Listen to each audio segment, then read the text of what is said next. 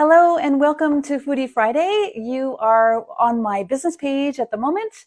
I share this page with my husband Derek, and I am here to invite you into my kitchen for today. We actually have a recipe here that I've wanted to try, and it's called Salted Brownie Cookies.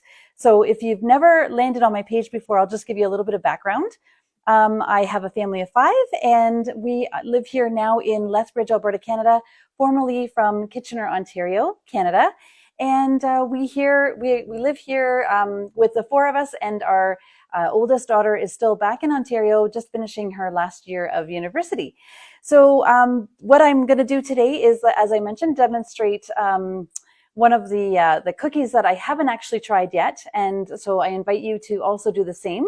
And so what I'm going to do is I'm just going to click over and just show you this view here, so that now my wonderful son actually got this all set up for me. So now you can actually see me working, putting the things together, rather than just looking at me and wondering what's happening here. So as you can see, I've got all the ingredients pre-measured.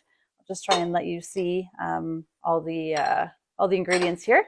And so starting off, we have flour and the cocoa powder here.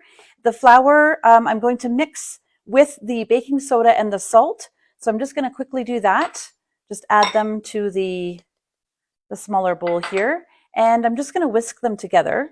So the idea usually is to have all the dry ingredients mixed together first, and then we'll put all the wet ingredients and then combine them together.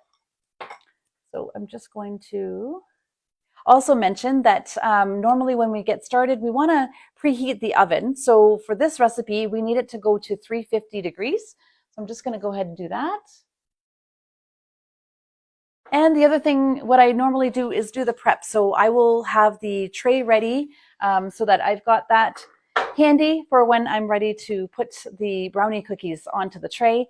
And also having the ingredients out on your counter is actually a tip as well, so that you've got everything at your fingertips, and that way you're not rushing back and forth to the pantry or to the cupboard to grab your ingredients. So I will keep continuing on here. So now that I've got this done, the next step will be to use the larger bowl. I've got cooled coconut oil. So the coconut oil I needed to melt, so I'm just going to combine that into the rest of the ingredients here. And the coconut oil was a half a cup. We're going to add that. And another thing I want to let you know that you can take this recipe with you as well. After I'm done, I will put it in the comments for you so that you've got it.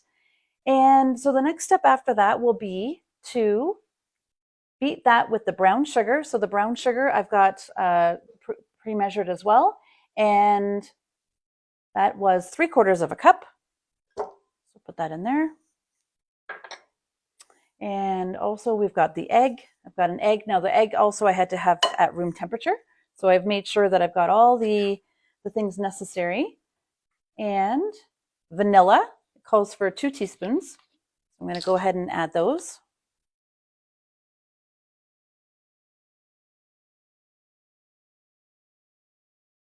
Okay. And if you want to use espresso powder or instant coffee, you can for extra flavor. I'm not going to use that for today. And that should be all the ingredients. We've got coconut oil, brown sugar, egg, vanilla. And I'm just going to blend it for about a minute. So it'll be a little bit noisy just for a second there, just to get it all blended and nice and smooth. I'm just on a low speed so I don't spray everywhere. And as you can see, the brown sugar is a little bit clumped together, so I'm just going to incorporate that a little bit better, like this. Yeah, so baking is one of my favorite pastimes. I really like the creative side of it and the instant gratification afterwards. Yeah, I'm just going to turn it up a little, 1 notch. And once I feel that it's all incorporated, like I said, it's about a minute, then I can go ahead and add the dry ingredients.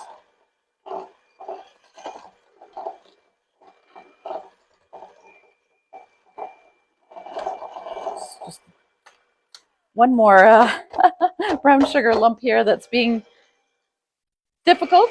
So I'll just do that. And I think that's why it's between 1 and 2 minutes, just to make sure that's all incorporated and you get all the lumps out. Okay, so that looks good there. And then the next step will be to add in the flour mixture. So this mixture that I've put together here, just make sure that it's all combined. This is a rather quick recipe. I'm really impressed.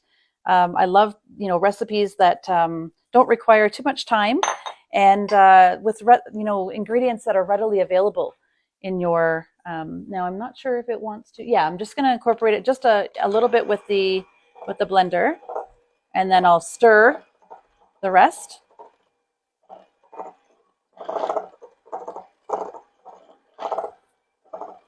And because it's a brownie, this is fine. Normally with a cookie, you don't want to use the hand blender because sometimes it overdoes it. But with this recipe, this particular recipe, we need it to come together. So, and that's fine.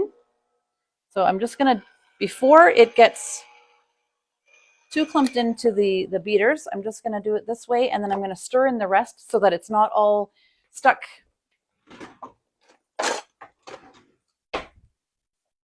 So I just don't want all the ingredients to stick onto the beaters, and then that will be tricky to take off. So I'm just going to give a quick stir here. And for the chippets, this also requires chippets. I actually have 2 different flavors. So I'm going to try half of them with mint chippets and then half of them with the dark chocolate. So what I'm going to do is I'm just going to take out half of this mixture and then add chippets to each one. So what I'll do is I'll just use this bowl here since it's already in front of me. And now what's your thoughts? Do you like the idea of mint and chocolate together? There we go. So this one here is the regular dark chocolate. So I'm just going to fold in the chippets here.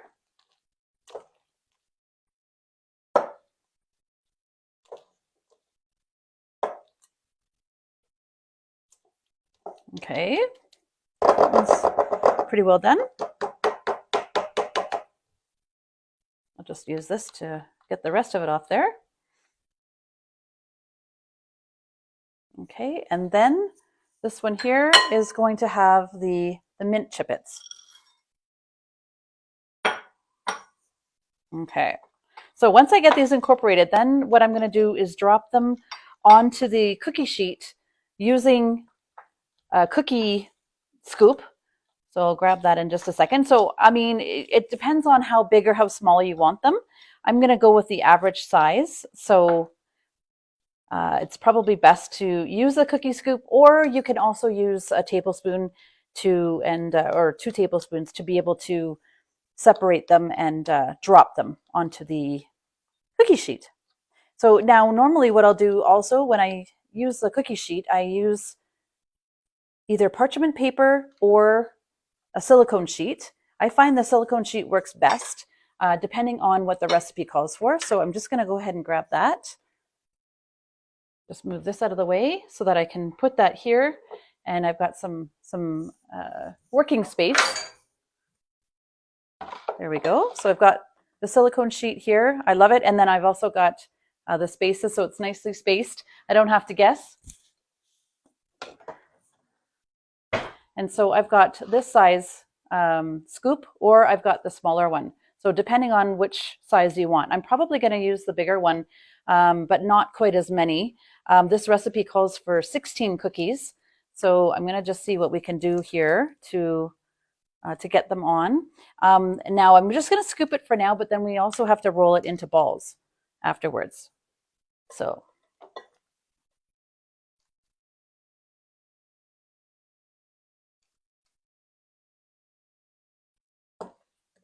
now the other part, you're probably wondering, what about the salt part? So I've got the salt here that we're going to add to it after. So perhaps this is going to make 12 cookies, not 16. I do like a bigger cookie anyways, so we'll see how this goes.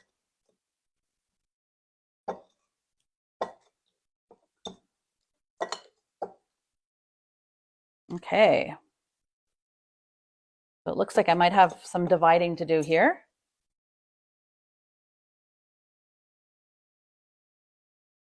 And this one.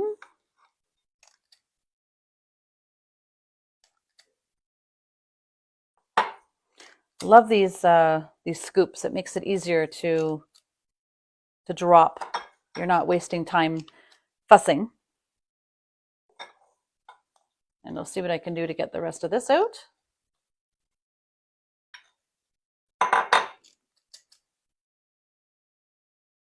Okay. So the next step is to actually roll the balls. I think I'm going to make these a bit smaller. They are looking a bit big. And just roll it into a ball. And if you need to, you could also do this in a second batch. Looks like I might actually end up doing that.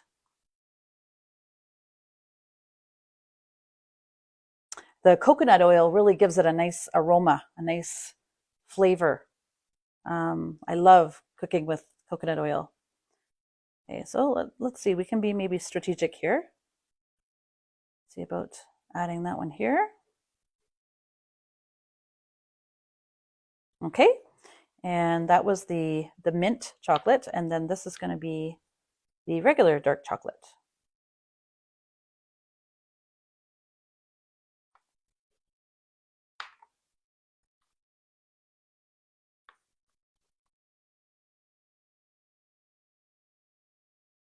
And I find that it's actually nice with the coconut oil. It's not actually sticking to my hands, so that's actually a bonus.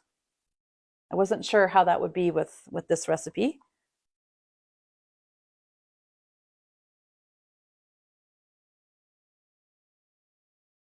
Yeah, we might be okay here. We might be okay. We don't actually have to have every single cookie on the same circle. So let's just see what we can do.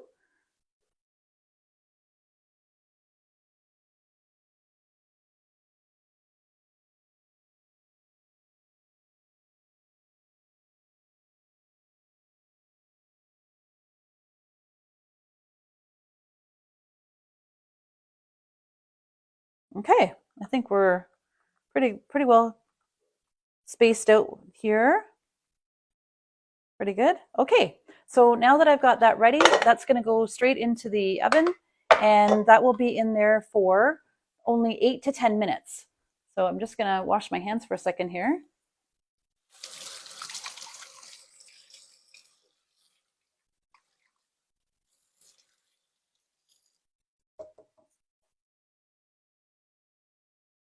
Now it's suggested that we actually use the palm of our hand to flatten them just a hair. I'm just going to do that.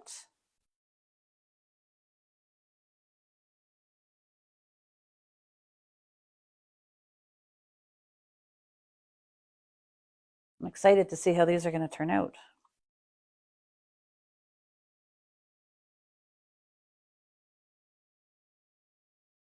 And they shouldn't actually expand too much because there's only a little bit of baking soda in there.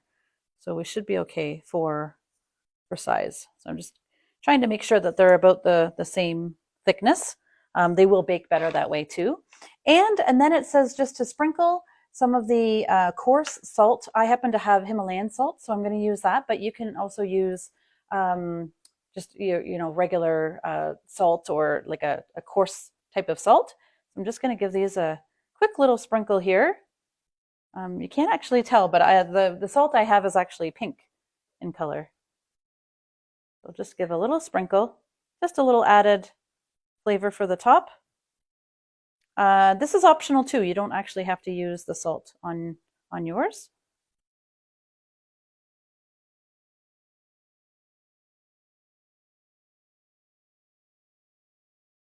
Okay, I think it looks pretty good. All right, so now I'm going to get this ready to pop in the oven. All right, and as I mentioned, my oven is already preheated. So I'm just gonna go ahead and, well, actually the blue light is still on, so I'll just give it another minute. Sometimes the oven takes a bit longer, but yeah, so I'll pop that in the oven and I'll watch, between 8 and 10 minutes. Normally what I like to do is go for the shorter amount of time, check on them, and then that way we can always add, extra time to it if needed.